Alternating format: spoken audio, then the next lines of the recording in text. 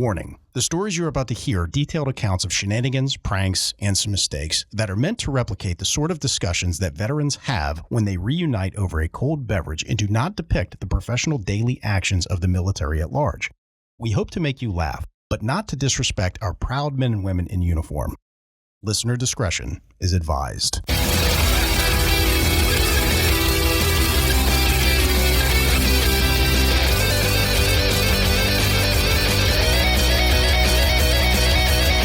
Welcome to Cammo Comedy, where we take a humorous look at the lighter side of military service. We got a big show for you today, but before we jump into it, if you like what we're doing here, give us a subscribe, give us a follow, whatever they call it on your podcasting platform. And while you're at it, give us a 5-star rating, write us a review, as that makes us more relevant in the algorithm and boosts the overall visibility of the show. But word-of-mouth advertising is just so powerful, so if you tell some friends, I will love you forever. Okay, let's jump into the show. I am your host, Aaron Wolf. Just as a friendly reminder to the audience, we put out a new show every single Monday, so make sure you give the notification bell a nice tap. Give it a nice tap so you don't miss a show. Also, we are doing laughter therapy on the show. We got a lot of military members who struggle with everyday life after service, and we're just here to share a laugh and remember the good times. Joining me today is the man whose penis is shaped like the stuffed flounder entree at Red Lobster, call sign Footloose. Footloose, thanks for being on the show today, man. So specific. Don't ask me how we know that. More like a split lobster tail. It's just as red. Definitely the flounder platter. Yeah, that one's got way more meat to it. Your dick looks like an overcooked lobster tail. Either way, it's all you can eat. And tastes great with cheddar biscuits. Still not very filling. Nice. Also joining us today is the man who thought he was getting a membership to Planet Fitness, but instead he was getting a membership to Planet Fatness. Call sign Cheeks. Cheeks, thanks for being on the show today, man. Aaron, when it was raining brains, you decided to pull out your umbrella. What does that even mean? It means this is why we're here. Is it like hanging brains? No. Like when you're showing somebody your sack? No. Cheek, are you into fitness? Putting this dick in your mouth. My body looks like if you were to shove an uncooked cinnamon roll through a light socket. What? What the hell of a visual there, Cheeks. Spread cheeks and not hate, folks. Just doughy and burnt. It's one way to have fun on the weekend. Hell yeah. Man. All right, you guys ready for my first story? Yes. We have ourselves a Navy story. Okay. This story is going back to the early 1970s. All right. So this story takes place during the Vietnam conflict. So we will say, for those of you in the audience who are out there who served during the Vietnam era, welcome home and thank you for your service. Welcome home, gentlemen. Everybody in the military knows this kind of a character, right? What kind of a character, Aaron? Well, I will get to that. It's the kind of character that, you know, they're well-meaning, But Go on. not the brightest person in the world, but they're over-enthusiastic about the wrong shit, right? Yes. So we've got one main character here. We're going to call him Cletus. Now, Cletus... seems fitting. Yeah. Cletus had a hard-on. So let me just... Okay. Say less. I'm interested now. Go on. Wait, it's a Navy story? So Cletus, they're out on this battleship. Oh, that was it. He just had a hard on. Who's next? I think I got the next one, guys. So Cletus he's a sailor on this battleship, and they're, you know, maybe 50 miles or something off the coast of California, and they're en route to go, you know, into theater in Vietnam, right? So Cletus was overly enthusiastic about shooting the 50 cal on the ship, right? I don't think you can be overly enthusiastic about that. I've shot 50 cals. It is delightful. He had a hard on. Well, so this guy definitely had a hard on to shoot the 50 cal, and it was at this level where it didn't matter what other ship they might come across in the open sea. Oh no! There comes Cletus. He's like, "Hey man, you gotta let me blow it out of the water. I gotta shoot the 50 cal." Whoa! Whoa! That's a rowboat. And they're like, hey, Cletus, you don't just get to shoot the 50 cal at everything we encounter. We're like, just left port over here, guy. Like, we got to identify, like, is this guy even a threat? You don't know if it's like a merchant ship from like our country or some other country or anything. You can't just go shooting anything out of the water that you come across. So Cletus is like, well, you got to let me shoot it a little. They're like, okay, somebody put a muzzle on Cletus. Like, don't let him near the 50 cal. This is not for you. Okay. What if it's that charting fisherman from Florida who got in trouble recently? What was that? I don't think I heard. You see that? The dude who boarded the kid's boat and started screaming at him? What? He's making a real good name for himself. You should look it up. It's insane. You got to take care of business, though. Yeah. So, the moral of the story is that anybody that's a little bit too enthusiastic about getting it on in that fashion, maybe they're the ones that you got to keep away from the 50 cal. It's good to have that enthusiasm, but like you said, you got to have that. It's like, right. You got to shoot viable targets here. There's got to be degrees of. We're happy to see that there were responsible sailors on the ship that had to like kind of wrangle old Cletus here a little bit, be like, hey, no, this is not what we do. No. Consuela? Yes. We no shoot boats. No. Mr. Cletus not here. Good callback. Fans of Family Guy. Oh my God. Oh man. We clean better with lemon pledge. Is he going to be swabbing the deck with some lemon pledge? It's so good. Oh man. Don't be like Cletus. Oh shit. Be like everybody else on that ship. Well, I have another Navy story. Yes. What you got, man? It happened at Marine Basic Training. Oh. It's a Department of the Navy story. Yeah. So I'm sure the Marines love that. they think that joke is hilarious. And they've all turned us off. Yeah. So, Marine Basic Training story. All right, what you got? He was telling me a story about how his platoon was like a super squared away platoon. They ended up being honor platoon. He was the honor graduate, and he was like their platoon guide, right? Fuck yeah. Yeah, so like they were shit hot. High five. Well, before you end basic training or boot camp, you do field training, right? So they're like right before they're about to go into the field where they do all their exercises and stuff like that, and they sleep out in the woods and shit like that. They call that an FTX. Yep. Right before their FTX, they go and get all their MREs and stuff, and they field strip them. Okay, and what that means I like is the sound of that. yeah. Well, okay. Throw dollar bills in them. Yeah, you wear it like a flap. You split it in half and you make a string, and that's what you wear into the field. What is a good field strip? If you could flavor it in for the audience that might not know. So field stripping is where you basically open the brown MRE bag and you go inside and pull everything out, and you take the stuff that you want and you leave the stuff you don't. Because there's some things in there that are really good. Like if you've got the chili mac, you're like, fuck yeah. And it also helps condense the space that it takes, right? Sure. And when you're walking around with giant-ass rucksacks on, the more space you can conserve, the better. Right. Well, in some of these MREs is candy. So some of them have like Skittles, M&Ms, and Reese's Pieces and stuff like that, right? Nice. So at basic training and at boot camp, it's like your currency, okay? It's like prison. You are not allowed to have candy during basic training, except for in the MREs. You take your commissary and you trade it.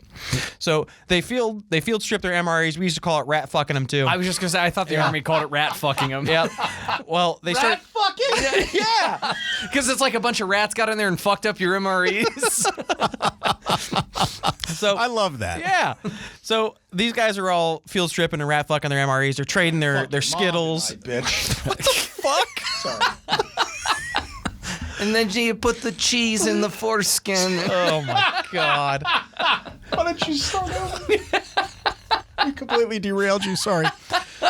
He loves getting derailed. Railed by a D. Oh God.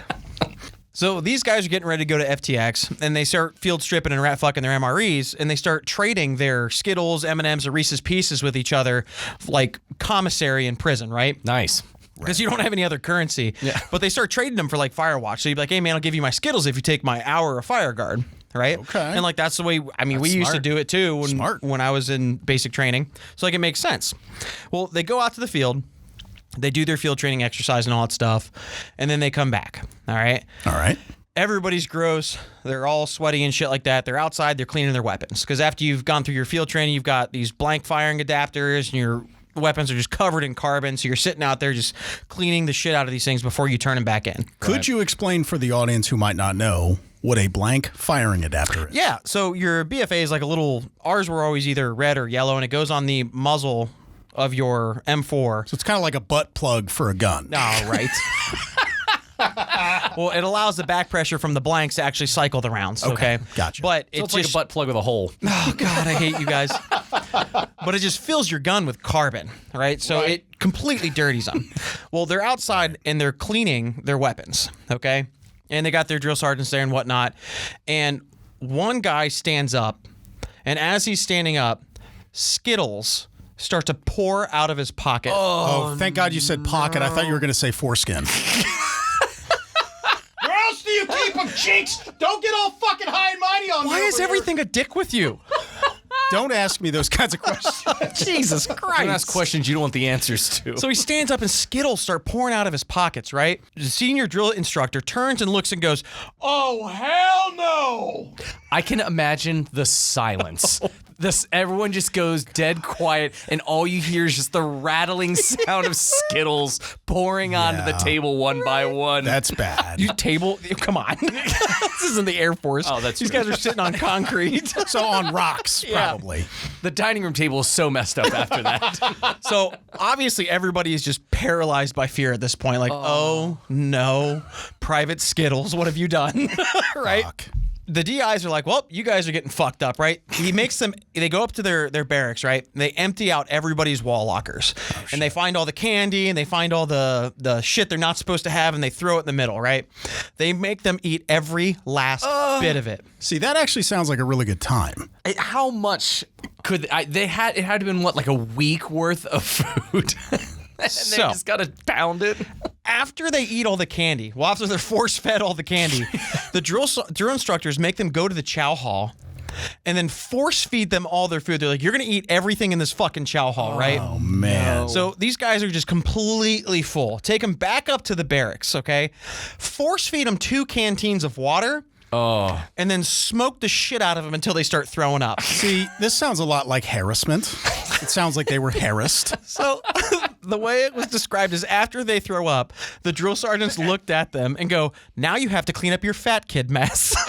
Oh, shit. So they spent the rest of their day cleaning their barracks. Oh, from just gallons of puke all over the Puke, that Skittles, sounds- M&Ms. Gnarly. Fucking gross. That sucks. Yeah, not a good time. Thanks for sending that story in, man. So were the Skittles still good the second time around, or? I would imagine the barf would be like colorful because Yeah. of all the candy. But I sent Taste that. the rainbow, bitch. Oh, you know somebody said that. Wow. All right, so I got the next story here. right, Another man, what you got? amazing submitted story here. So everyone knows within the military they're pretty strict about not using drugs because drugs are bad. Okay? Well, now they are. I've heard a lot of stories from guys that were in like during the fair. Vietnam era where they they had like a 1-strike policy. They're like, all right, hey, Don't do acid again. it was during the draft, so they had to kind of like loosen the reins a little bit. But yes, today. they had bigger problems, you will say, than some of the guys in now. So within the last couple years, they've gotten real hard about this. So have I, if you know. All right, take it easy. Well, funny you mentioned that. No. Put your fucking pants back on. Don't tell me how to live. Shit.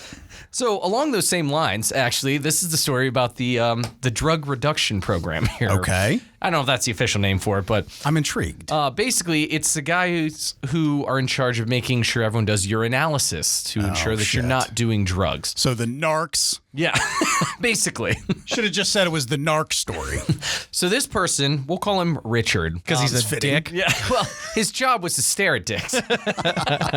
So he was the representative in his unit who had to go and help run that program. So he would collect the samples. He would often have to be an observer. It was a volunteer So- program. That's just a hobby of his. Could you rat fuck the urinalysis test? Well, That's what I want to know. that's kind of what the training was involved. Believe it or not everybody's honest about this policy. And not crazy. everybody can just show up and have clean piss, and that's the end of it.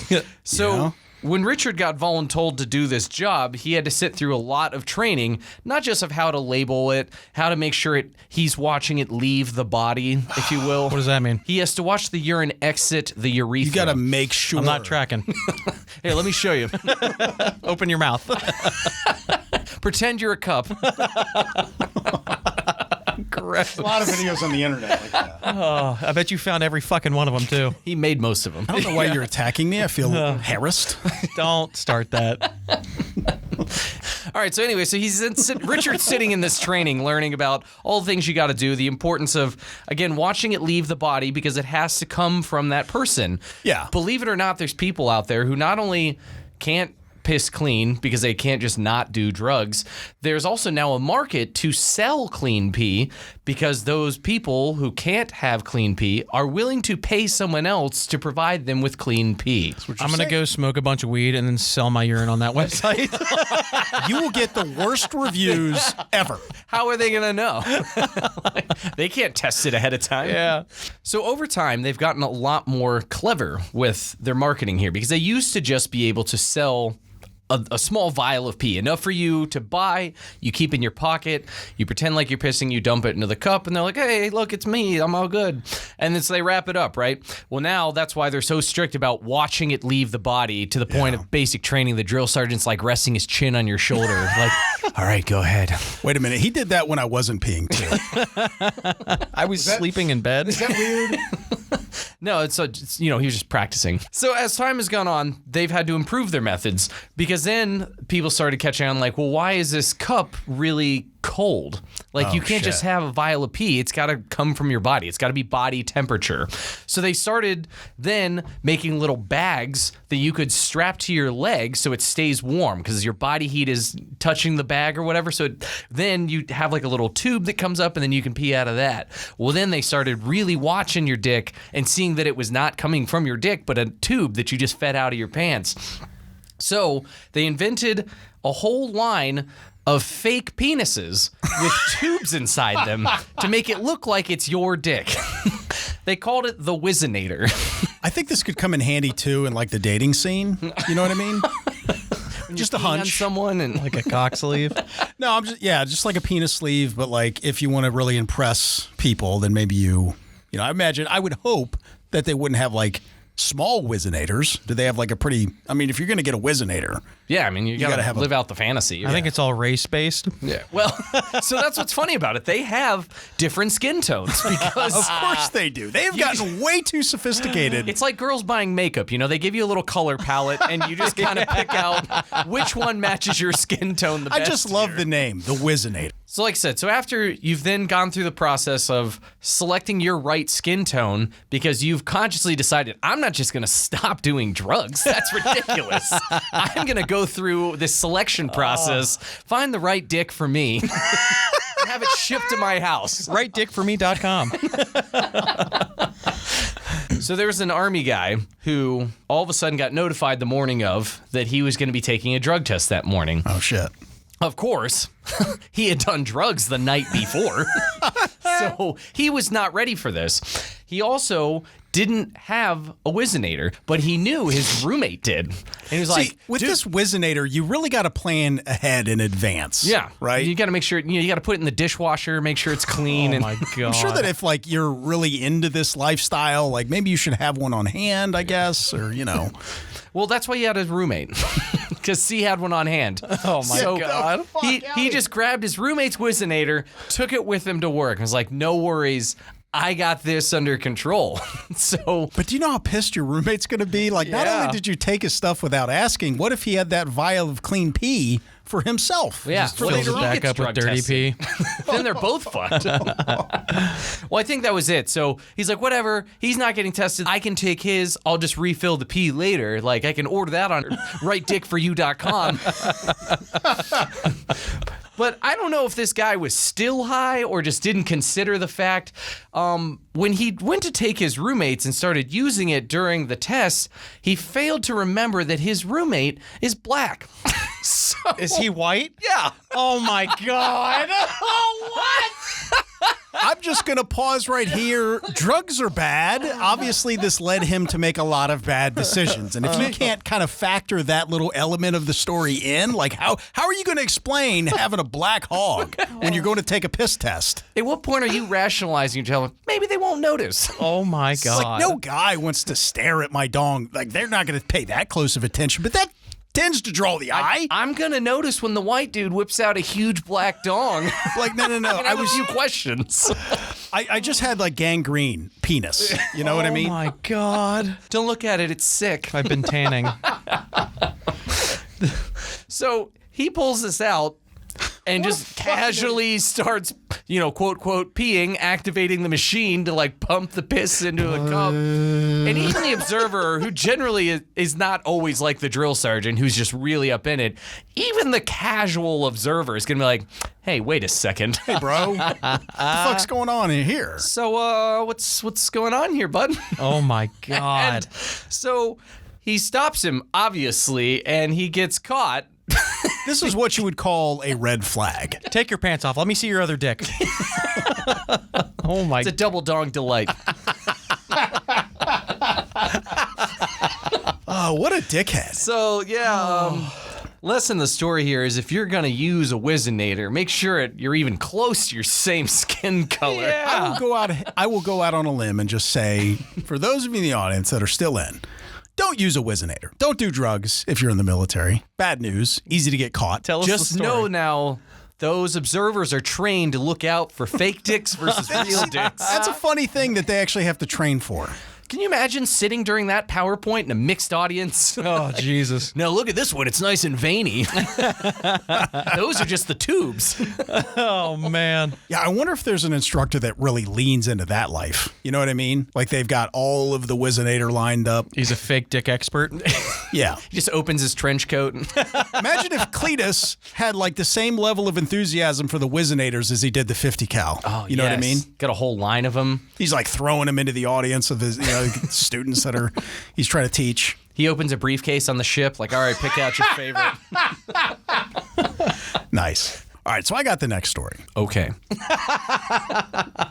We have ourselves an Air Force story. And this story is going back to the late 1970s, right? Okay. We have one main character here, and we're going to call him Tyler. So, for this story, it's important to understand what a typhoon chaser is. So, in this period of time, during the late 1970s, they did not have all of the sophisticated weather sensing equipment that they do today.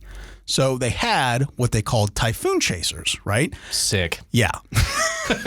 So, what their job was is they had to fly out into the middle of typhoons, and they would drop like pressure indicating equipment down into the center of these so they could get more data on what was going on in the storm, right? Like this is how they had to live life back in the late 1970s. Who the fuck signs up for that job? It's like in Twister, right? Put badasses? Dorothy in the middle of the tornadoes, Yeah. get the sensors out there. Jesus. Now, But they weren't flying. so these typhoon chasers would fly out on C-130s. For those of you in the audience who might not know, a C-130 is kind of a smaller cargo plane. It has fucking propellers. Yes, it's got 4 propeller engines or prop engines, right? Now, they also have like this little bulbous nose on the front, or at least they did at this time. And out of the front of these things, they had like 2 UHF antennas. That'll come into play here in a second, right?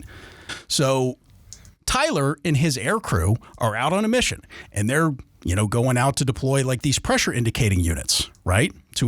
In the middle of a fucking typhoon. Fuck that. Jeez. So, all of a sudden, this C-130 gets struck by a bolt of lightning. Oh, fuck. It happens to hit him in one of the 2 UHF antennas. The antenna breaks off and flies right into one of the engines, right? Oh, my God. And it's completely fucked, right? And then all of a sudden, they hear the pilot come over the intercom and says, "Brace for impact, we're going down." Good God. Inside of a couple seconds, they drop from 50,000 feet to 20,000 feet. That part is not funny. And then their assholes dropped out of their pants. Holy shit. The part that is funny is at the time they got struck by lightning, Tyler was in the back taking a piss. Oh no! Now, we've talked about these lavatory type situations on aircraft a little bit in some more recent episodes. But from what we understand at this time, in the back of the C-130s, they had like a glorified like igloo cooler, like the round ones you use to dispense water and stuff like this. It's a glorified one that's secured into a spot, and you actually have to step up onto like this little landing, and then you can take a piss. Right? So you're like kind of on display in a way, but this is like back toward the back of the aircraft. So when Tyler hears them call out over the intercom, brace for impact, we're going down. No. That's exactly what it was. Tyler's dick was out, not a Whizzinator. Tyler's his actual dick. It was real his actual dick taking a piss, just trying to relieve himself in the middle of this whole thing. Well, Tyler says the next 3 steps that he took were completely in the air as this C-130 is dropping from 50,000 foot to 20,000 foot in the span of a couple of seconds. Looks like Michael Jordan trying to dunk a basketball from the foul line. But piss is every place, right? Floating up in the air. He's floating. And like, how are you going to fucking control yourself, right? I mean, like, it's not like you can really ask him to pinch it off. You know, he wasn't necessarily expecting this. You know, all of a sudden he gets smacked with, the bottom of the plane and everything when he finally comes down. We're happy to report that everybody survived. This aircraft ended up coming in for a safe landing and everything. All they did was drop some altitude, and the pilots were able to get it back under control, after a little bit. But poor Tyler had piss all down the front of him, all over every place. I would imagine that piss from their little lavatory area came like spilling out all over the place. Had to. I'm picturing him pinned to the roof of the C-130 as it's falling 30,000 feet. Straight down. And he's pissing straight down. But all that's coming right back up at him. But see, here's the other thing, too. I mean, how many people have this kind of a unique situation that they can describe? Like, not everybody gets to piss in zero gravity. Oh, God. On themselves. And everyone else on the aircraft. Oh, my God. Tyler obviously got a little bit of shit for this, but I mean, hey, any landing that you can walk away from, they're pretty happy. Covered I was in like, piss. you know what? I'll take being covered in piss than like going straight down into the fucking ocean or anything like that. And immediately, every one of those put in for a new job. You know what? They're really like spurring on the technology. Like, we need some like radar dishes or something like that. Somebody invent Doppler radar so we can figure out what the fuck's going on in these storms without us flying into the middle of them dropping shit. Oh, my God. It was Tyler. He invented it. Yeah. His last name's Doppler. Tyler Doppler. He invented these. We don't normally use full names here. Hats off to him. Thanks, Tyler Doppler. Jesus. Yeah. That's an awesome story, though, Tyler. Thanks for sharing. Oh, my God. That's awful. Bit of a rough piss. Hey, thanks for checking out the Cammo Comedy Show Podcast. If you like what we're doing here and you want to participate in this community, there are many different ways you can contribute. First and foremost, tell someone about the show. Word of mouth advertising is very powerful, and we really appreciate you helping us out. If you have any funny military stories of your own, or know somebody who does, with their permission, of course, you can contribute those stories via email at stories@cammocomedy.com. That's stories, STORIES, at CAMMOCOMEDY.com. And if you're not too good at the internets, drop us a voicemail at area code 531-222-6146. That's area code 531-222-6146. Yeah, and if you want to interact with us throughout the week, hit me up on my socials, Facebook and Instagram. Just look up ! Cheeks. We have a lot of big plans for this show. In building this community to support veterans, we will announce here soon. So stay tuned. All right. I'm going to go enjoy a nice pasta salad with a little mayonnaise later. Okay, first of all, mayonnaise? Why do you always have a problem with the way I talk? There's a way you're supposed to say the word, Aaron. Mayonnaise? That's not it. Panaz. That's not fucking it, Aaron. That's not...